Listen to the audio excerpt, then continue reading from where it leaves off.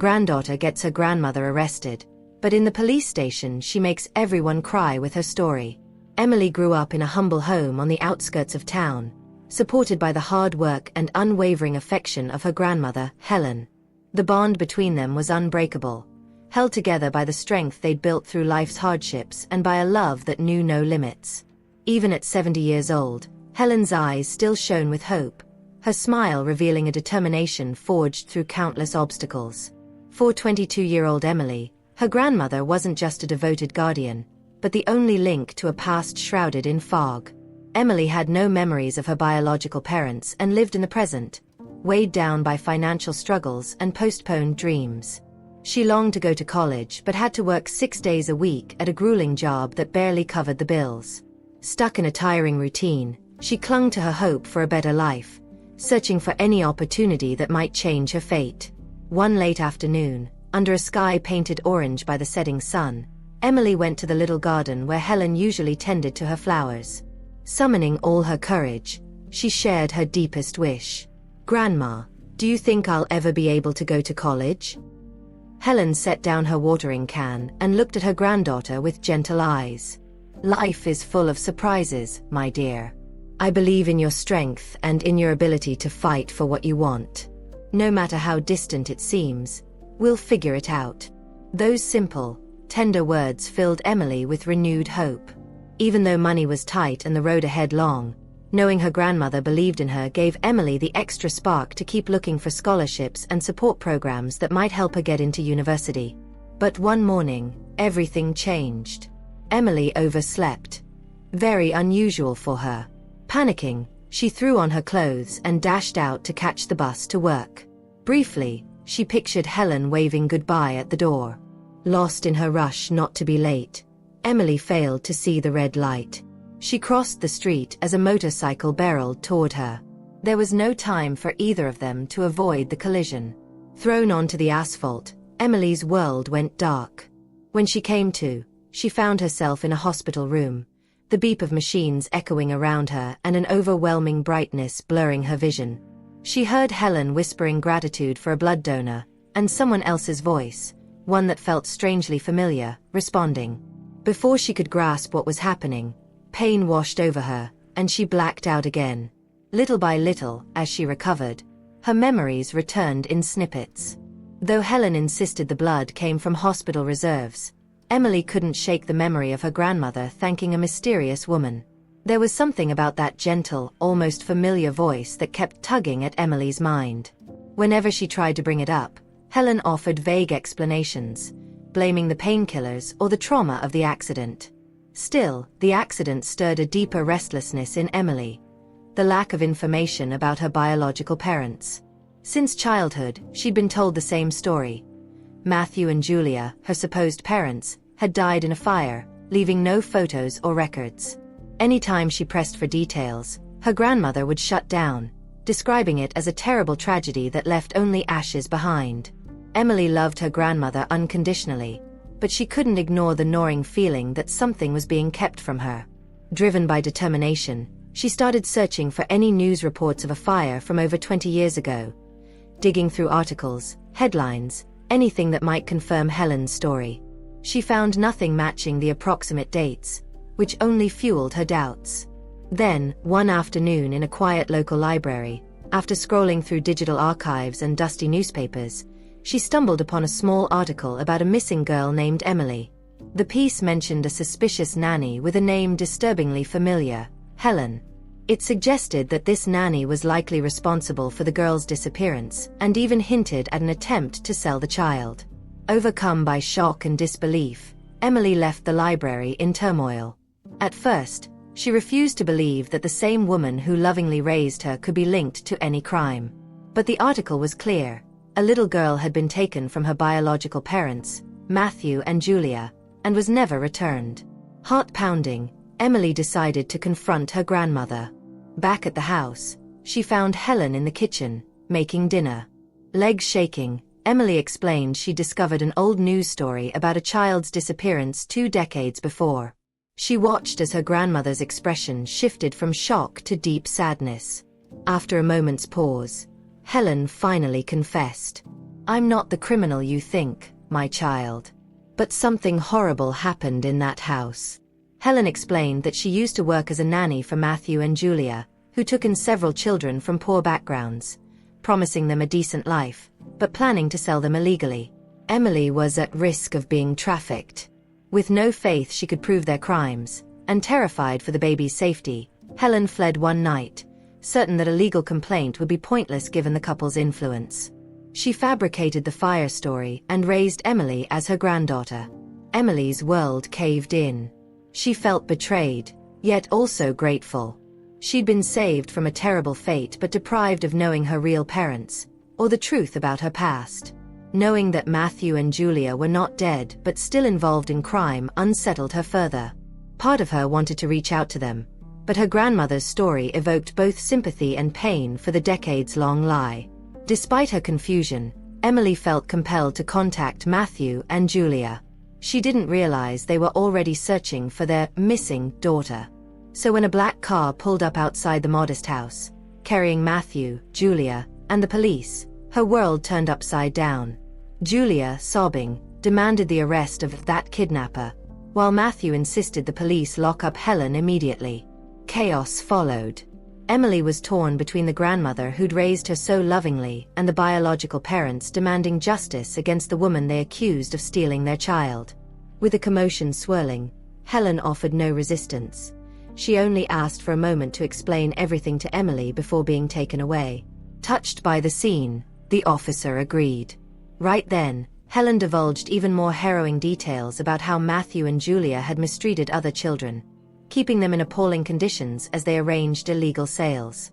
Fearful and desperate to protect Emily, Helen ran away under the cover of night, unable to gather enough proof against the influential couple. Hearing this shattered Emily's heart. She felt angry, sympathetic, and horrified all at once. Still, Matthew and Julia insisted she be arrested, and the elderly woman was taken away, leaving everyone in tears and shaken. From that point on, a formal investigation began. Matthew and Julia proclaimed their innocence, claiming that Helen had kidnapped the child. But as testimonies from other families emerged, a network of illegal child trafficking came to light, tying the couple to serious crimes. Meanwhile, Emily uncovered the identity of the mysterious woman who donated blood at the hospital. Rachel, her real biological mother, who had once entrusted her baby to Matthew and Julia believing it was a legitimate adoption. Contacted by the authorities, Rachel explained that she'd caught a glimpse of Emily in the hospital and donated compatible blood. But fear held her back from revealing the truth, afraid of being rejected by her daughter or of Matthew and Julia regaining control. Torn by guilt and anxiety, Rachel stayed in the shadows, waiting for the right time to step forward. Seeing Emily again overwhelmed her with emotion, and she begged forgiveness for handing her over to that couple without realizing who they really were. While evidence piled up, Helen waited for trial outside jail due to her age and the circumstances of removing a minor. Matthew and Julia faced growing pressure as more proof emerged implicating them in a child trafficking ring. In court, numerous victims testified against them, revealing a trail of lies and exploitation. When it was finally over, Matthew and Julia were sentenced to prison for trafficking minors and mistreatment, while Helen was acquitted, recognized for saving a child in grave danger. Leaving the courthouse, completely drained, Helen hugged Emily and whispered through tears that she would do it all again if necessary. Relief washed over Emily, grateful that her grandmother wouldn't be punished for protecting her. Rachel, standing by, approached timidly yet full of love. Mother and daughter exchanged a look that promised a new chance at a genuine relationship. Through tears and embraces, Rachel explained how desperation led her to place her baby with Matthew and Julia, hoping they'd provide a better life. She'd been very young, poverty-stricken, and believed their empty promises. After she discovered their horrific activities, she couldn't locate Emily. Years passed until she learned that an elderly nanny named Helen had taken and raised her daughter. Rachel admitted that donating blood was a moment of pure maternal instinct, but she feared rejection if she revealed the truth. With the trial closed and facts laid bare, a new chapter began. Helen, Emily, and Rachel decided to rebuild their bonds as a family, not linked by blood alone but by the shared pain of the past and the hope of a brighter future. In the early weeks, they faced emotional hurdles. Rachel didn't want to push Helen aside. After all, she had been Emily's mother figure for 2 decades. And Helen encouraged Rachel to grow closer to Emily, believing the young woman deserved to know her birth mother's love. Over time, they all found enough room in their hearts to cherish each other without leaving anyone out. Meanwhile, the sentence against Matthew and Julia brought a sense of closure for other victims who'd suffered similar ordeals. Stories of near sales and terrible living conditions surfaced. But now, with the couple behind bars, it seemed the dark cycle had finally been broken. At last free from the burden of false accusations, Helen was able to breathe more easily, though her advanced age and recent stress had taken a toll. Rachel stepped in to help with daily tasks, and Emily returned to her college plans with newfound peace of mind, relieved that no more secrets lurked in the shadows. Rachel found work at a small local company, helping support the household. One afternoon, as the two mothers prepared dinner, Emily walked into the kitchen beaming, waving her acceptance letter for a scholarship she'd won. Helen's smile lit up the room, and Rachel cheered, thrilled to watch her daughter embark on a promising future.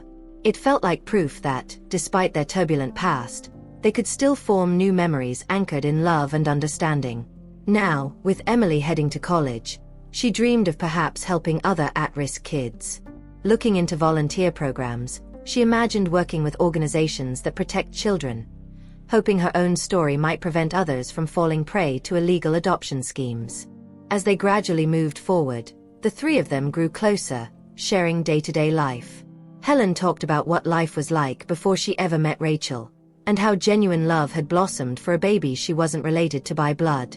Rachel confessed to her years of regret and the fruitless search for the daughter she thought she'd lost. And as Emily listened, she realized that each of them had simply done the best they could under dire circumstances. Now that the past had been revealed, there was no more need for hiding. Helen no longer feared arrest. Rachel no longer had to hide that she was Emily's birth mother.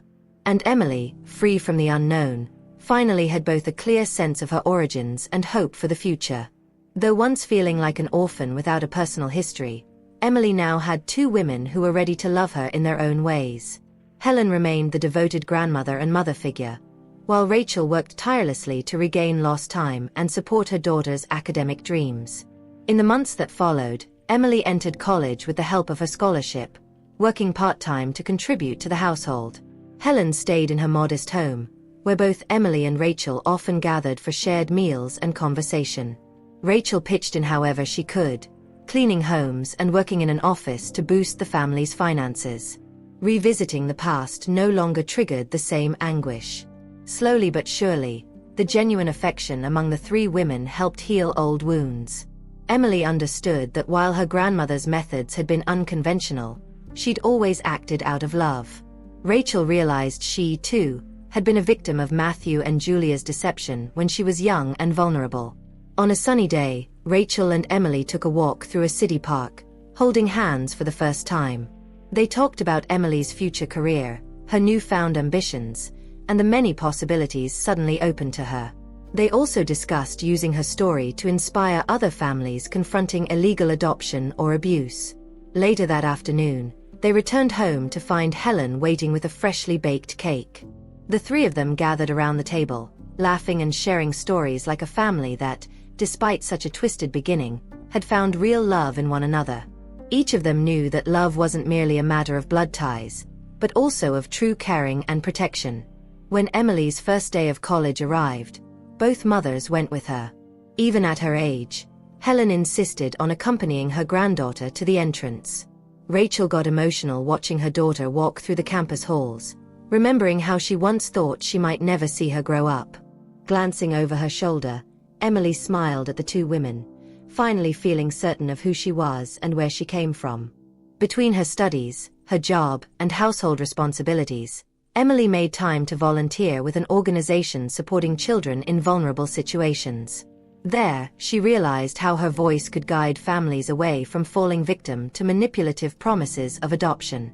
During conversations and talks, she'd hint at her own experiences, urging transparency and legality.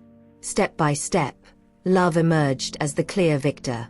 The terrible secret that once tormented Emily had transformed into a story of resilience.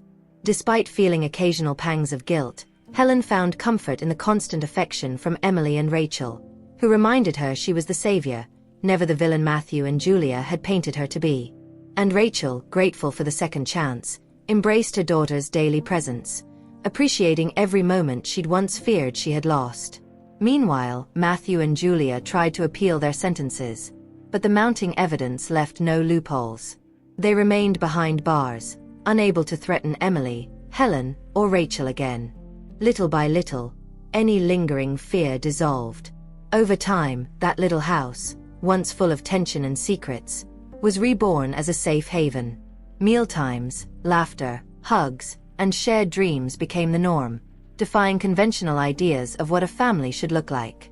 Emily embraced having two mother figures, Rachel, her biological mom, and Helen, the grandmother who stepped in as a mother when she needed it most.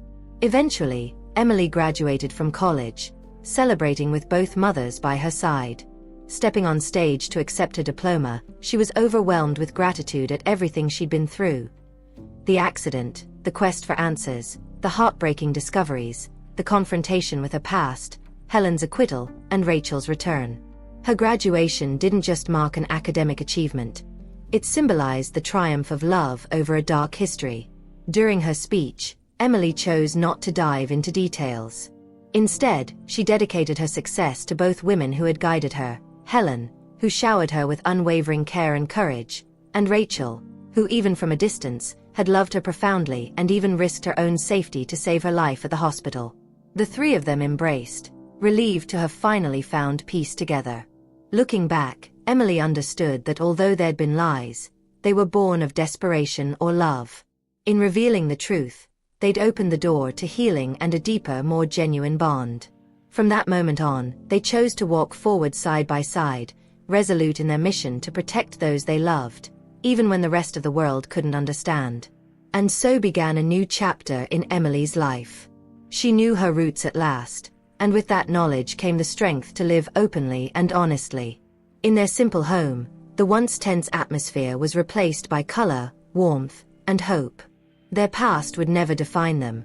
It had become the bridge leading to a future free from fear.